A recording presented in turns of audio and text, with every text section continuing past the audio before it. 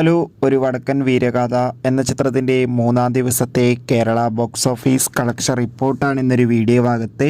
വീഡിയോയിലേക്ക് മുൻപ് video like ചെയ്യുക, ചാനൽ സബ്സ്ക്രൈബ് ചെയ്യാൻ വേണ്ടി ശ്രമിക്കുക. മമ്മൂട്ടി, മാധവി, സുരേഷ് ഗോപി, ക്യാപ്റ്റൻ രാജു എന്നൊക്കെ പ്രധാന കഥാപാത്രങ്ങളായെത്തിയ ചിത്രമായിരുന്നു ഒരു വടക്കൻ വീരഗാഥ. ഏവരുമേറെ ആകാംക്ഷയോടെയായിരുന്നു ചിത്രത്തിൻ്റെ 4K റിലീസിനായി കാത്തിരുന്നത്.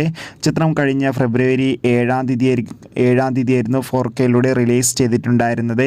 ചിത്രത്തിന് ഇന്ന് മൂന്നാം ദിവസമായ ഞായറാഴ്ചയും കേരളത്തിൽ അത്യാവശ്യം മികച്ചൊരു ബുക്കിംഗ് ആണ് നടക്കുന്നത്.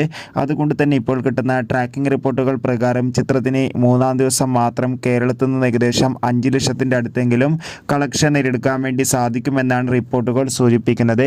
എന്തായാലും ഒരു വടക്കൻ വീരഗാഥ എന്ന ചിത്രത്തിൻ്റെ കൂടുതൽ ബോക്സ് ഓഫീസ് കളക്ഷൻ റിപ്പോർട്ടിനായി കാത്തിരിക്കാം.